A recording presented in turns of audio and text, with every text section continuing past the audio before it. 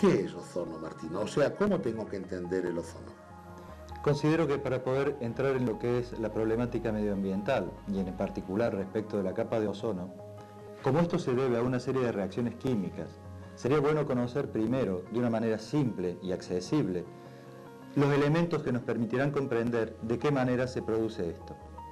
En principio, deberíamos decir que un átomo de cualquier sustancia o elemento está compuesto por una serie de cargas positivas en el núcleo que están en igual número que las cargas negativas que están por fuera del núcleo y circulando, las cuales serán las que realmente se encargarán de producir las uniones químicas entre los distintos elementos para formar moléculas de compuestos. ¿Cómo se realizan estas uniones, Martín? Estas uniones entre los átomos se van a realizar siguiendo una cierta tendencia que tienen unos determinados gases que existen en la naturaleza, que se llaman gases nobles. Este nombre lo reciben justamente porque tienen la característica de no combinarse con ningún otro elemento.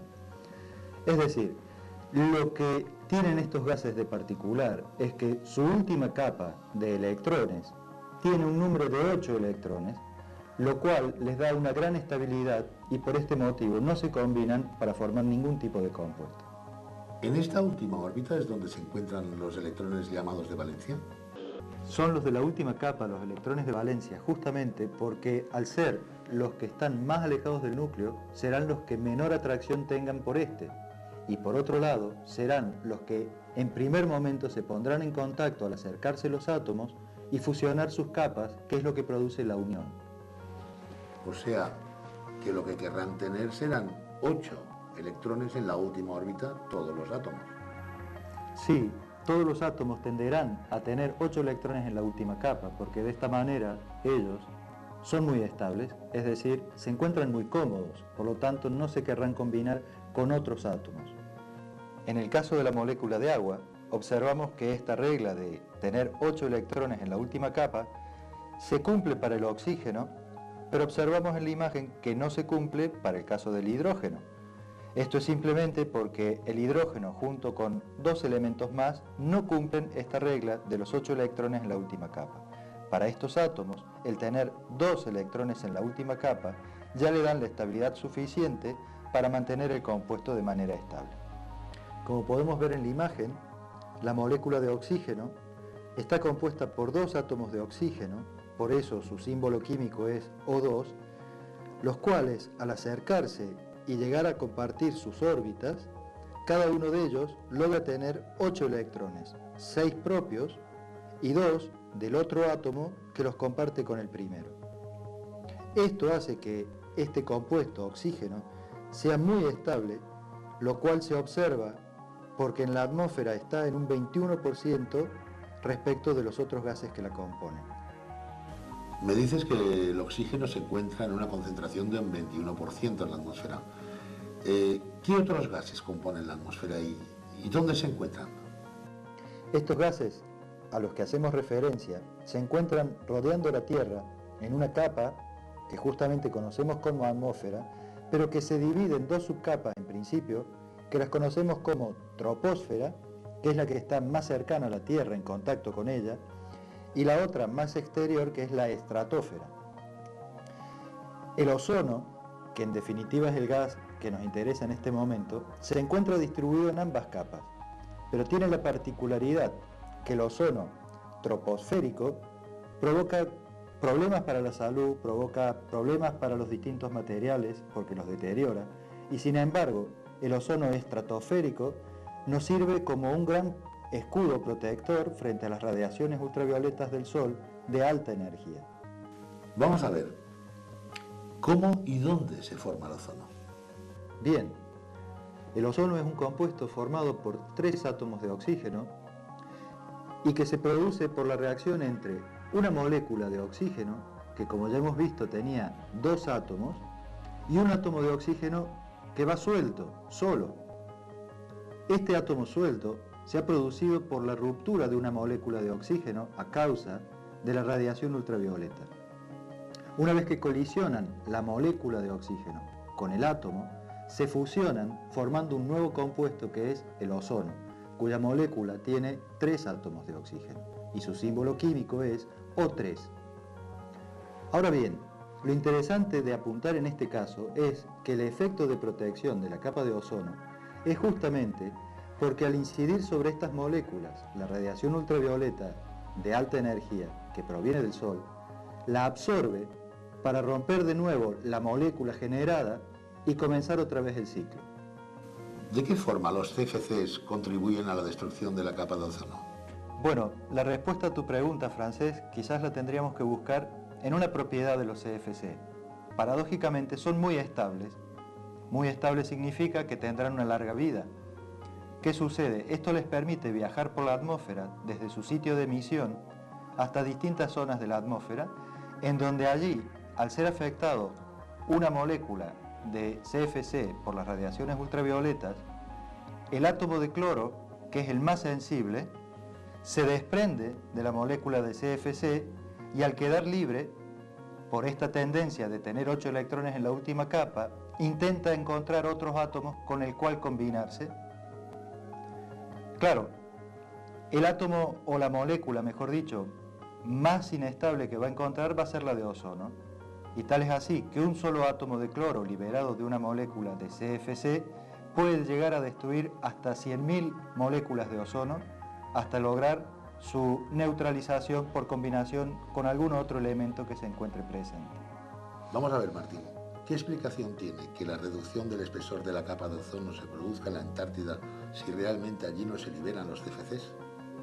Bien, el problema es que dada la geografía que tiene el Polo Sur, que es una geografía plana, lisa, sin mayor relieve, y las corrientes de aire, es decir, corrientes de viento que se producen en la zona alta de la atmósfera, este movimiento de la masa de aire conlleva que se concentre en mayor cantidad en el Polo Sur la emisión de CFC y en menor cantidad en el Polo Norte. Por consecuencia, al ser más alta la cantidad de moléculas que encontraremos en el Polo Sur, cuando es la primavera, sale el sol y esta radiación comienza a afectar las moléculas liberando los átomos de cloro que, como ya vimos, pasan a destruir las moléculas de ozono. Ahora bien, también es bueno apuntar la realidad de que últimamente, si bien continúa el problema de la capa de ozono, se ha reducido en cuanto a su intensidad, y esto es debido a las medidas que se han tomado en cuanto a la emisión de los gases. Un nuevo refrigerante como el que estamos mencionando, que es el R600A, no solo no contamina en absoluto en cuanto a lo que es el efecto de capa de ozono, sino que tampoco incide en el efecto invernadero. Dos propiedades que, dada la problemática que nos aqueja en este momento, son fundamentales. Claro, también se puede plantear como inconveniente el hecho de que este refrigerante sea explosivo, pero basta pensar que convivimos con gases como el butano en nuestra casa y hacemos uso de él cotidianamente sin que por esto sea un problema en cuanto a accidentes. Simplemente al técnico le recomendaría primero perderle el miedo, pero por otro lado tener las máximas precauciones. Todas las herramientas que tendremos que utilizar para intervenir en instalaciones, hacer carga, hacer uniones, son de muy simple manejo, fácil aprendizaje. Por otro lado, dadas las propiedades termodinámicas del R600A, que nos permite reducir respecto del R12 hasta un 60% la carga del equipo y respecto de los otros refrigerantes hasta un tercio, esto implica un menor consumo energético, nos permite trabajar a presiones de alta menores. Considero que la mayoría de los fabricantes con el tiempo se inclinarán por la adopción de este refrigerante para aplicarlos a sus máquinas.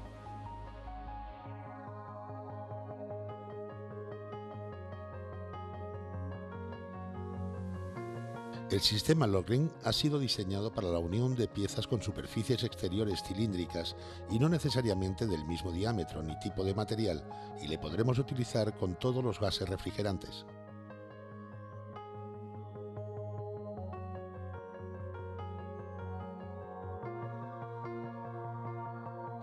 Es un procedimiento de unión fija y hermética por el cual ambas piezas son introducidas de forma telescópica una dentro de la otra, con la particularidad de que no se reduce la sección de paso de los tubos a unir. La herramienta de montaje Lockring puede alojar diferentes bocas de mordaza de apriete que varían según el tipo de unión a realizar o bien según los diámetros de los tubos que tengamos que unir.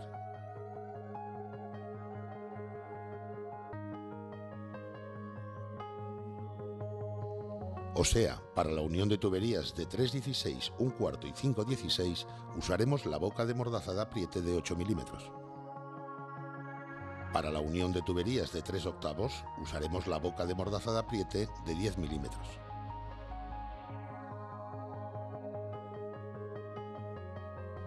Y para la unión de tubos de media pulgada usaremos la boca de mordaza de apriete de 12 milímetros. Para que una unión no dé problemas de fugas, es muy importante que las bocas de la mordaza de apriete sean las adecuadas, así como los tubos a unir no presenten ovalidades y queden perfectamente alojados en la pared interior del raccord de unión. Los anillos Lockring tienen un contorneado interior especial, de tal forma que al deslizarse sobre el raccord central producen una compresión del mismo, consiguiendo de esta manera un contacto uniforme y estrecho entre el citado raccord central y los diámetros exteriores de los tubos, a los cuales somete a una reducción inapreciable dentro de los límites elásticos de sus materiales.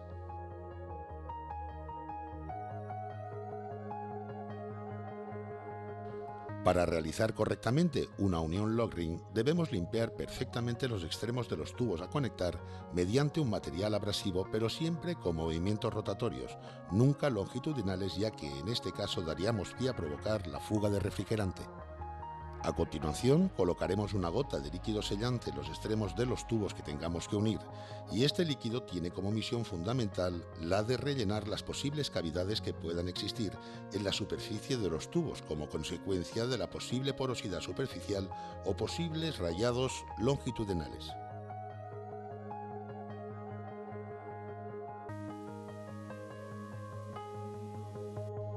Endurece rápidamente ante la falta de contacto con el oxígeno y el elevado contacto de superficie metálica. Para una mejor distribución del líquido sellante es aconsejable girar el manguito de unión en sentido rotatorio 360 grados. Cuando accionemos los brazos de la pinza y debido al desmultiplicador que tiene instalado, se realizará una mejor acción de presión con la que deformaremos plástica y elásticamente la unión y obtendremos así unas uniones resistentes y a la vez elástica entre metal y metal. Una vez finalizada la unión, puede ser sometida a pleno rendimiento pasados unos 3 minutos para una presión máxima de hasta 50 bars. Cuando tengamos que cambiar un filtro deshidratador a una instalación empleando el sistema Lockring, podemos emplear filtros cuyas bocas de entrada y salida no lleven soldados ningún trozo de tubo. En tal caso, tendremos que soldar un tubo en cada boca, para poder realizar después la unión al circuito a través de raccords de unión. Pero también encontraremos en el mercado filtros que ya montan los tubos para realizar directamente la unión al circuito.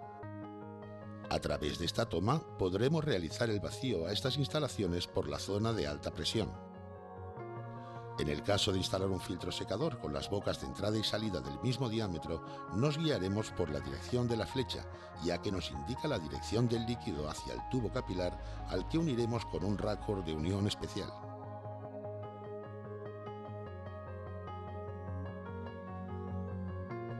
Para elegir el tipo de raccord, mediremos el diámetro exterior del tubo y el diámetro exterior del tubo capilar, ya que al tubo capilar se le conoce por su diámetro interior.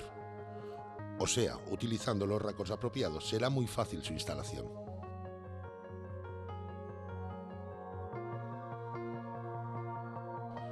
En caso de querer instalar una toma en el circuito de baja presión, nos bastará medir el diámetro exterior del tubo de aspiración.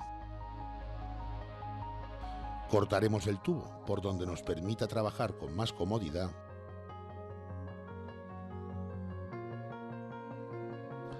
e instalaremos la T provista de una válvula bus de 1/4 por donde tener acceso al circuito de baja presión. O sea que disponiendo de manguitos para diferentes diámetros de tubos, podremos realizar todas las intervenciones que precise una instalación, sea cual sea el fluido refrigerante que utilice, sin realizar una sola soldadura. y con la particularidad de que el porcentaje de fugas utilizando el sistema Lockring es insignificante si se realiza correctamente todos los pasos descritos anteriormente.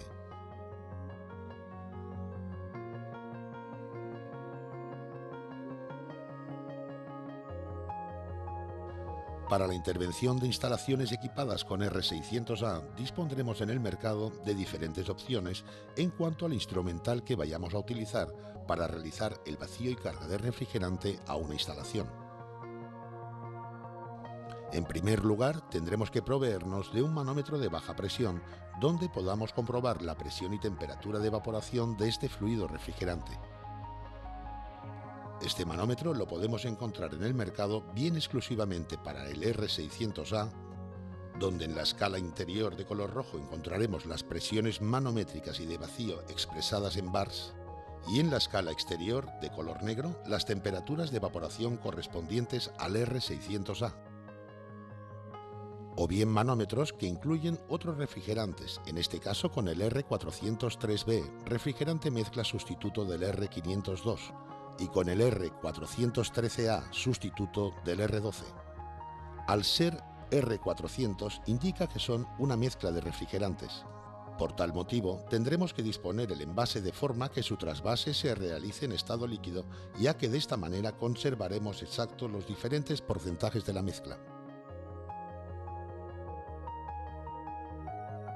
En caso de sobrecarga de refrigerante, utilizando un R400, deberemos instalar previamente una válvula o bus antes del filtro secador, ya que en este punto le podremos descargar en estado líquido.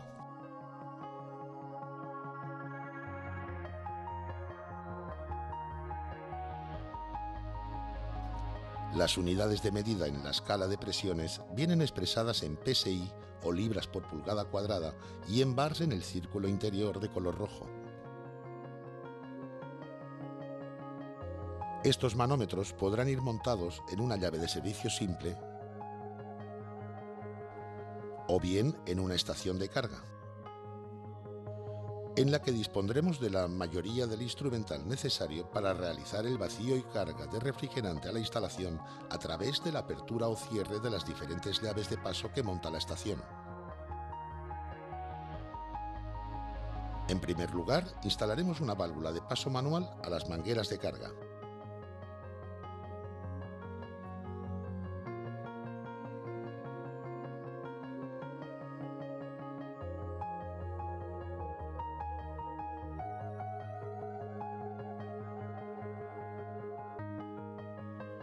Ya que, una vez entrado el refrigerante a la instalación, ésta trabajará en zona de vacío. Y al desconectar la manguera, entraría aire al circuito.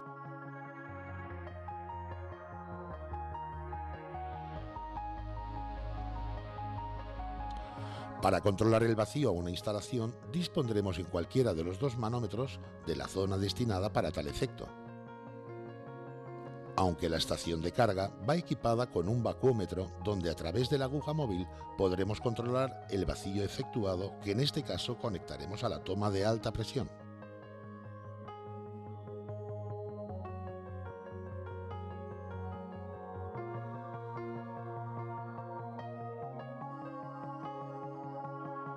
Asimismo, incorpora una bomba de vacío conectada directamente al puente de manómetros.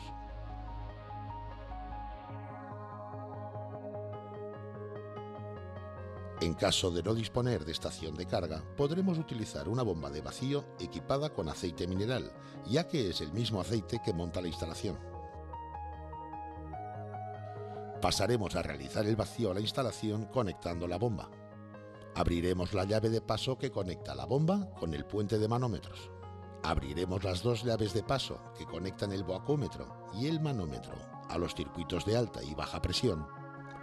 Abriremos la llave de paso que conecta la botella de refrigerante con la estación de carga, haciéndole el vacío al tubo poliomida para la posterior carga de refrigerante. Y por último, abriremos las llaves de paso instaladas al final de cada manguera. Una vez conseguido el vacío,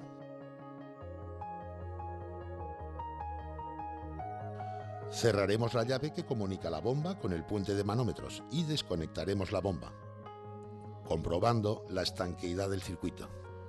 Pasados unos minutos, es normal en este tipo de instalaciones que la aguja del manómetro indique pérdida de vacío, y no precisamente por tener una fuga, sino esto es debido a que hay refrigerante mezclado en el aceite y que está entrando en evaporación a causa del vacío efectuado. En tal caso, cerraremos las llaves de paso de las mangueras y pondremos la instalación en marcha durante un minuto. De esta manera se liberará el resto de gas atrapado en el aceite. Pararemos la instalación y abriremos despacio la llave de paso de la manguera de alta, cuidando de no sobrepasar la presión atmosférica, ya que tenemos conectado el vacúmetro. Conectaremos de nuevo la bomba de vacío hasta conseguir un vacío correcto. Si lo que se quiere realizar es la extracción de refrigerante R600A del circuito frigorífico, instalaremos una válvula rápida antes del filtro deshidratador, asegurándonos que lleve una junta tórica en su interior.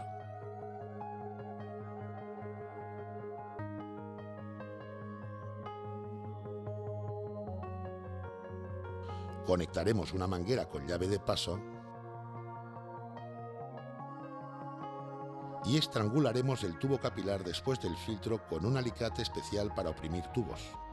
Conectaremos el motor durante 15 minutos y pasado este tiempo perforaremos el tubo y aproximadamente el 80% del gas será liberado del aceite del compresor.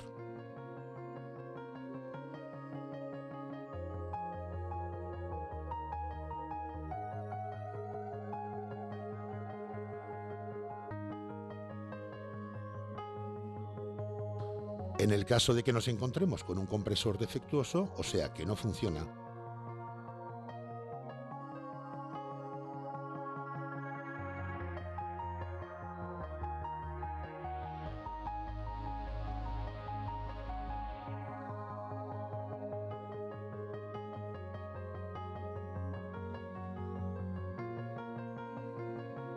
retiraremos el gas por aspiración y líquido al exterior, a sabiendas que solo saldrá la parte libre del gas a temperatura ambiente.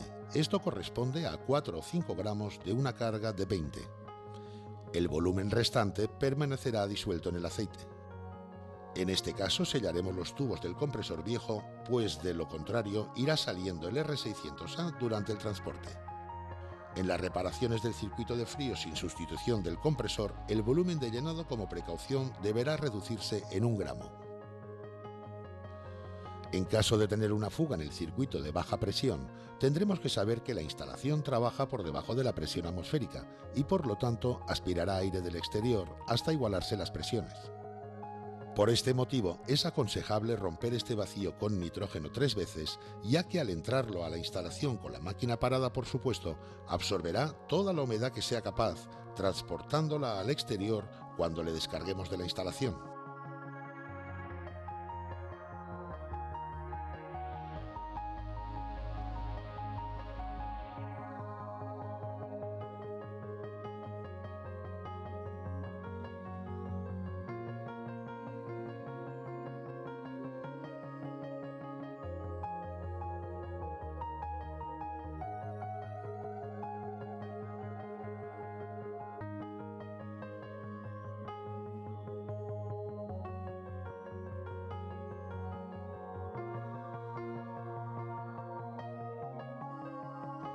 En caso de utilizar vacúmetro, solo introduciremos nitrógeno hasta la presión atmosférica. Seguidamente, realizaremos de nuevo el vacío, observando que conseguimos un vacío más profundo al estar deshidratando la instalación a unos valores óptimos para su posterior buen funcionamiento.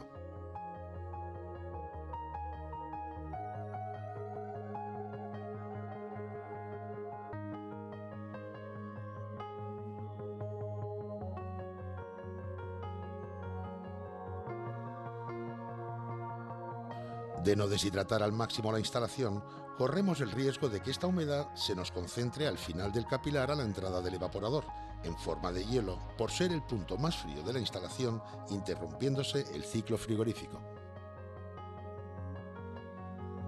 Una vez realizado y roto el vacío, tendremos que conocer algunas particularidades del R600A cuando vayamos a realizar la carga de refrigerante. El refrigerante R6 es incoloro e inodoro. No tendremos que reparar en presencia de llamas, ya que este refrigerante se inflama a 460 grados centígrados. Por supuesto, no fumar durante la reparación. Saber que el peso específico del isobutano R600A es el doble del aire, o sea, que en estado gaseoso se deposita en el suelo, por lo que se recomienda tener el recinto bien ventilado. Que podremos evacuar el refrigerante al ambiente siempre fuera del recinto y sin presencia de llamas, ya que no daña al medio ambiente. Recordar que aunque es altamente inflamable, solo es explosivo con un límite inferior a 43 gramos por metro cúbico de aire y con un límite superior de 205 gramos por metro cúbico de aire. O sea que con las cargas que normalmente vamos a utilizar en estas instalaciones, solo será explosivo coincidiendo un número de supuestos trágicos. Pero todo y así, no se deben cometer imprudencias.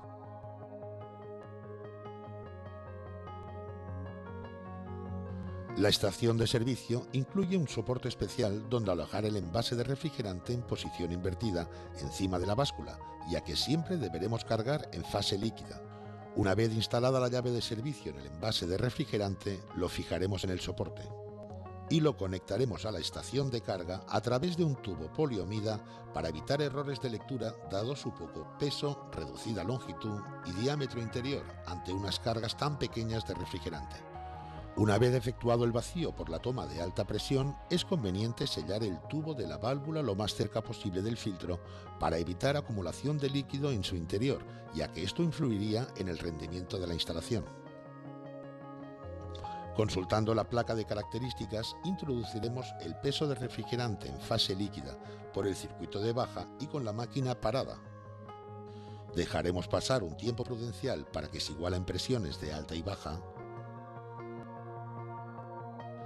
Pondremos la instalación en marcha y comprobaremos que las temperaturas interiores sean correctas.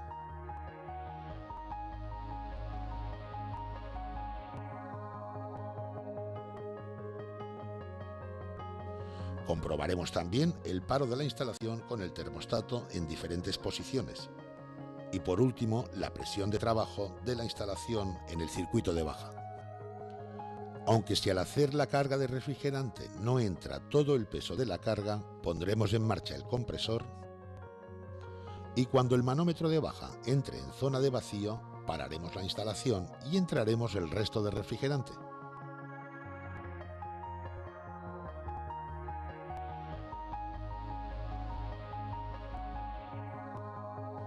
La carga la realizaremos en estado líquido y siempre por aspiración. No se deberá arrancar el compresor sin algo de refrigerante dentro de la instalación, puesto que de lo contrario se pueden producir chispas eléctricas. Al poner la instalación en marcha, comprobaremos que las instalaciones equipadas con R600A son menos ruidosas ya que las presiones de trabajo son menores.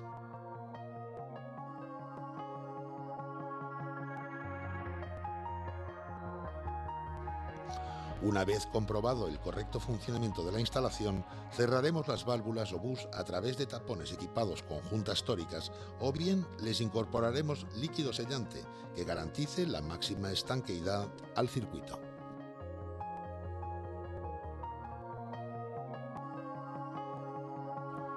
En cuanto al seguimiento y diagnóstico de averías en aparatos equipados con el isobutano R600A, encontraremos ciertas variaciones en cuanto a los síntomas de la avería, así como en la toma de presiones detectadas en la instalación, si las comparamos con las detectadas en aparatos que trabajan con R12 o con una mezcla, o sea, un R400,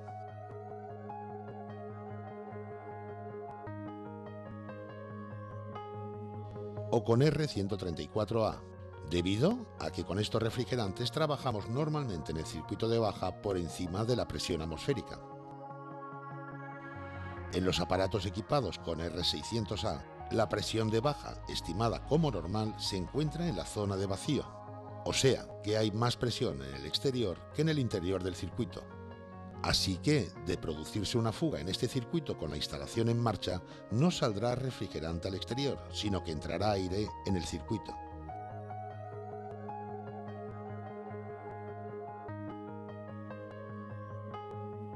mezclándose con el refrigerante y comportándose como un incondensable ante el seguimiento y diagnóstico de averías. Creemos importante para el técnico de servicio el familiarizarse con los nuevos síntomas que se encontrará ante un aparato en avería y su relación con las presiones de trabajo detectadas para poder dar un diagnóstico rápido y eficaz de los motivos que la han ocasionado.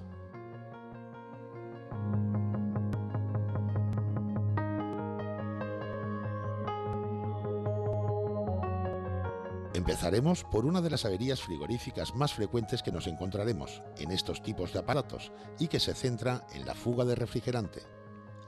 En una instalación que trabaje por encima de la presión atmosférica en el circuito de baja presión y sufra una fuga en este circuito estando en marcha, tenderá a perder más refrigerante en las paradas por termostato que estando en funcionamiento, debido al aumento de presión en este circuito cuando se realiza la igualación de presiones de alta con baja. En cada nuevo arranque de la instalación y debido a la pérdida de refrigerante durante las paradas, la presión existente en el circuito de baja será cada vez menor debido a la pérdida de moléculas de refrigerante, escarchando parcialmente el evaporador hasta el momento que el termostato no detecta la temperatura de corte y no desconecta la instalación de la red eléctrica. En cuanto a los valores de presiones y temperaturas detectados en el seguimiento de la avería serían presión de baja, baja, presión de alta, baja y consumo eléctrico bajo al haber disminuido las dos presiones de trabajo. En el caso de tener esta misma avería en un aparato equipado con R600A, al iniciarse la fuga en el circuito de baja y con el supuesto de encontrarse la instalación en marcha, empezará a aspirar aire por encontrarse trabajando a una presión más baja que la atmosférica, y este aire se mezclará con el refrigerante de la instalación, no perdiendo al exterior ni un solo gramo de este.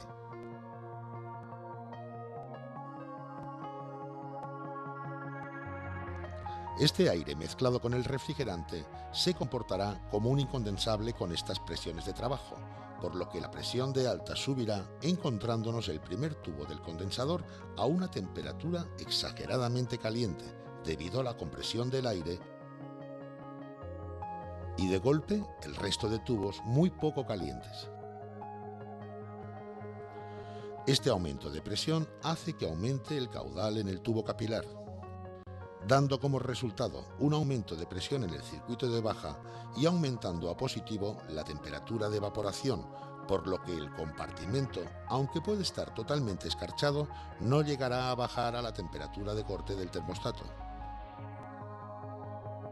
Por lo que ante una fuga de refrigerante en una instalación equipada con R600A encontraremos la presión de baja alta, incluso muy cerca de la presión atmosférica y con algo de inestabilidad. La presión de alta será alta y algo inestable, debido a que la presión detectada es la suma de la presión del refrigerante y la del aire a esta temperatura, siendo más elevada conforme aumente la proporción de aire en la mezcla. Bajo estas condiciones de trabajo, la instalación puede llegar a parar por termostato, ya que la temperatura de evaporación al principio de la fuga no sufre grandes variaciones. En este intervalo de paro se produce la fuga de refrigerante al exterior al igualarse la presión de baja con la de alta.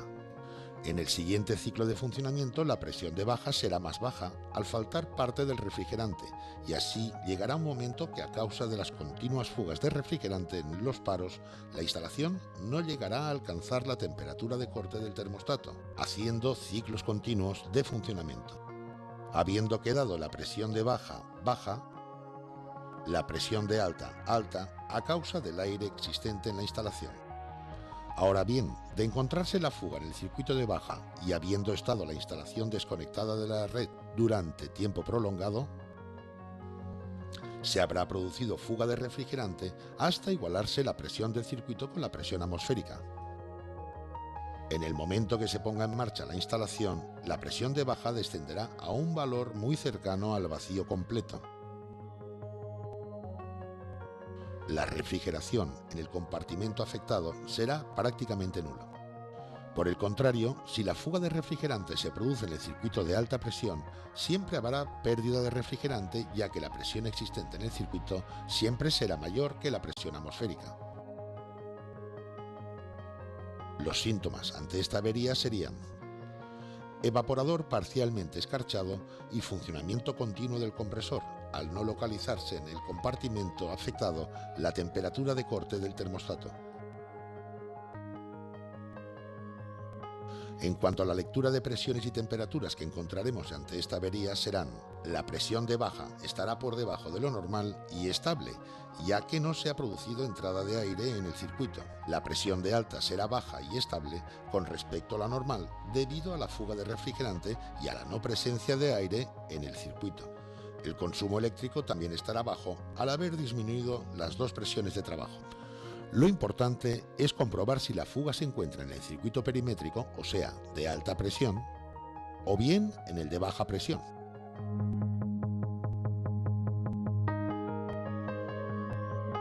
Empezaremos por aislar el circuito perimétrico y le someteremos a presión.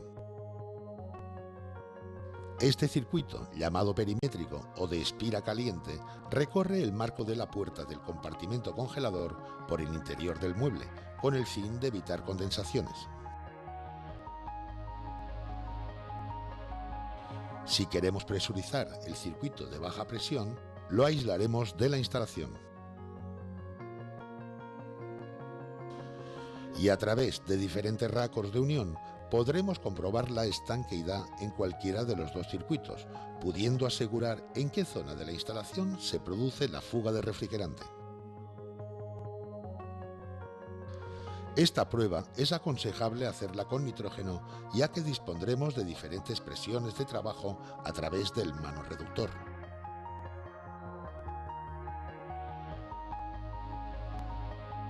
Aunque tendremos que tener presente que cuando presuricemos el circuito de baja no es aconsejable sobrepasar los 8 bars, ya que de lo contrario correremos el riesgo de deformar el evaporador.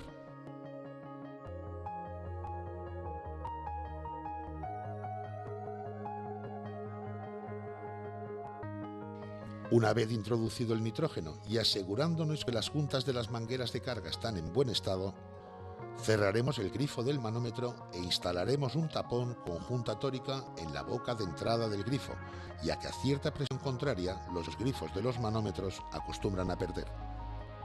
Solo nos queda dejar pasar unos minutos y observar si en el circuito se mantiene la presión. De no mantenerse, podremos asegurar que la fuga se encuentra en su interior. Si la fuga de refrigerante se encuentra en el circuito de baja presión y el evaporador está enterrado en el mueble, podremos dejarle anulado y en su lugar instalar un evaporador de placa, teniendo la precaución de que el tubo capilar tiene que ser del mismo diámetro interior y longitud que el original. Por el contrario, si la fuga se encuentra en el circuito perimétrico, le podremos anular en el interior del mueble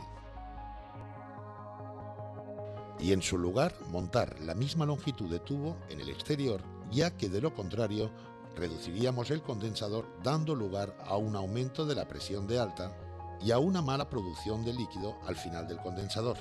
Los ciclos de funcionamiento del compresor serían muy largos, sobre todo en verano al haberse reducido la superficie de transmisión de calor en el condensador y alcanzándose la temperatura de corte del termostato en el compartimento al cabo de periodos muy largos de funcionamiento. Al haber anulado el circuito perimétrico, nos podemos encontrar que en los laterales del mueble del compartimento congelador se produzca condensaciones de humedad debido a la gran diferencia de temperaturas entre el interior del congelador y la temperatura exterior del ambiente. Una solución a este problema sería instalar una resistencia de silicona alrededor de la puerta para evitar las posibles condensaciones de humedad.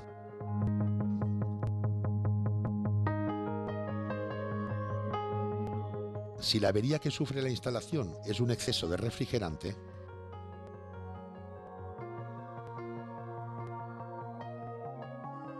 nos encontraremos al medir temperaturas interiores con una falta de rendimiento y además con unos ciclos muy largos de funcionamiento, incluso llegando a no parar nunca por termostato. Si comprobamos la presión de baja, la encontraremos más alta de lo normal, dando como resultado un aumento de la temperatura de evaporación hacia menos negativo.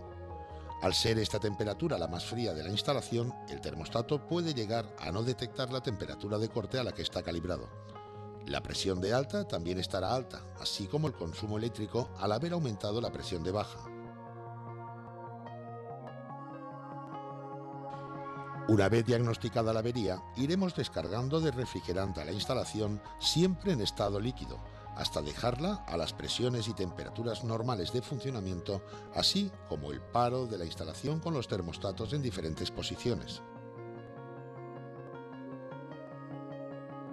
De no conseguirlo, lo más aconsejable sería vaciarla totalmente de refrigerante y hacerle un vacío y carga de refrigerante por peso.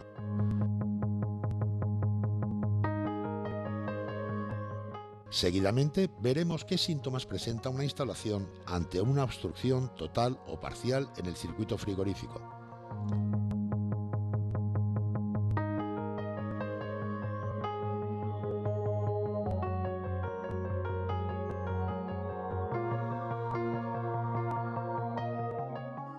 En tal caso encontraremos una falta total de refrigeración en el compartimento afectado, una presión de baja en zona de vacío y un consumo eléctrico bajo debido a que el compresor no tiene nada que aspirar. Para cuando nos encontremos ante una avería provocada porque el refrigerante en circulación tiene un contenido de humedad superior a la que el filtro deshidratador es capaz de absorber,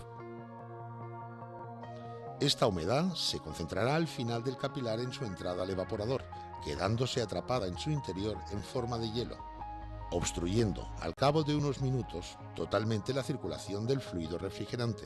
La diferencia con la obstrucción por suciedad es que ésta se produce al cabo de unos minutos de funcionamiento normal. Parando la instalación de la red con el manómetro de baja conectado, observaremos que de ser un tapón de humedad y pasados unos minutos, la presión de baja se recuperará igualándose con la de alta. Y por el contrario, si el tapón total es de suciedad, al desconectar la instalación de la red, nunca se igualarán las presiones debido a la obstrucción existente en el circuito.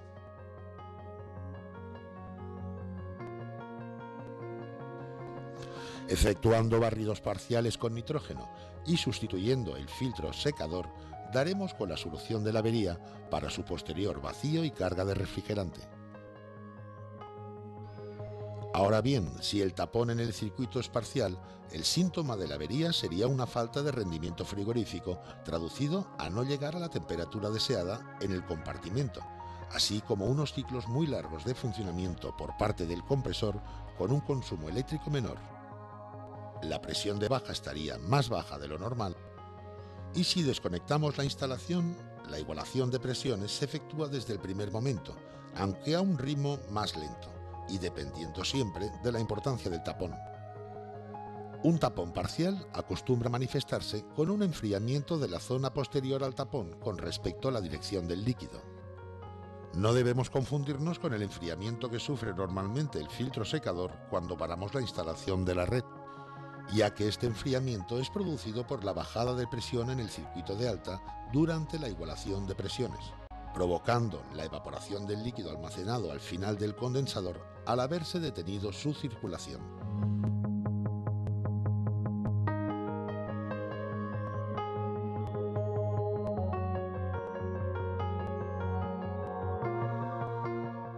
Ante una avería de una instalación que no enfría y comprobamos que no funciona el compresor,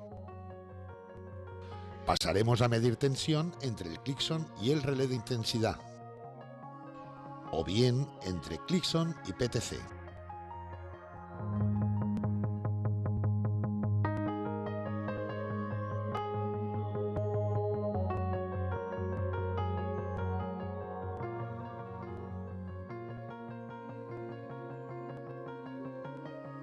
En cuanto al sistema PTC, diremos que es una resistencia de coeficiente térmico positivo. Están fabricadas con titanato de bario, estructuradas en numerosos pequeños cristales unidos entre sí en el proceso de fabricación. Las PTC en frío ofrecen poca resistencia al paso de la corriente, entre 18 y 25 ohms alimentadas a 220 voltios y de 5 a 8 ohms a 125 voltios. Al aumentar la temperatura y los cristales siempre en vibración creciente forman barreras homogéneas que obstaculizan el paso de electrones y esto hace que la resistividad aumente siendo mucho más elevada que la de los metales. La PTC se utiliza básicamente en sistemas que expansionan con tubo capilar, en los cuales se efectúa la igualación de presiones entre alta y baja en cada parada. La PTC exige que el tiempo de parada no sea inferior a 5 minutos, para dar tiempo a que se enfríe antes de cada arranque, ya que de lo contrario, si arrancamos el compresor con la PTC caliente, ofrece gran resistencia al paso de electrones hacia la bobina de arranque. Y al no poder arrancar el compresor, saltaría el Clixon por aumento de consumo.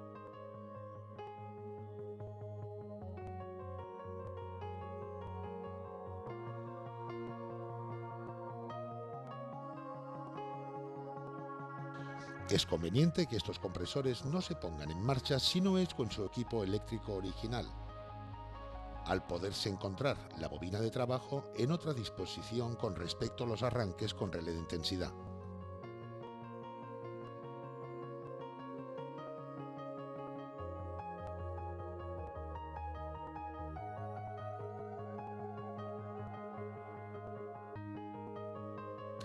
En un sistema de arranque con PTC, nos bastará identificar qué terminal de conexión al motor no tiene resistencia con el de alimentación exterior, pues este corresponderá a la bobina de trabajo del compresor, recibiendo directamente la alimentación de red.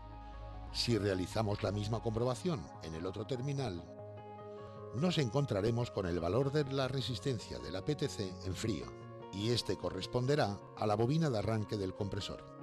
Por último, a través del Clixon alimentaremos el punto común de las dos bobinas. O sea, ante una avería que el compresor no funciona eléctricamente y encontramos tensión entre Clixon y la PTC,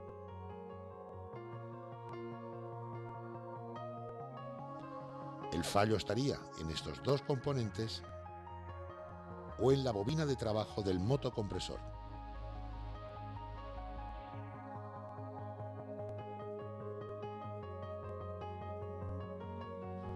En caso de no encontrar tensión entre la PTC y el Clixon, el fallo estaría normalmente centrado en el termostato.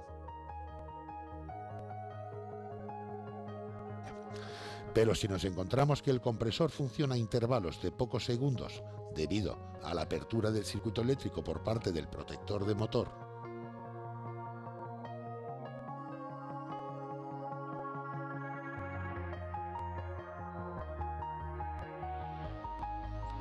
la avería estaría centrada en la propia PTC o en el Clixon o en la bobina de arranque o en los componentes mecánicos del compresor que al no poder girar libremente aumentan el consumo eléctrico. Sustituyendo el componente defectuoso daremos la avería por solucionada.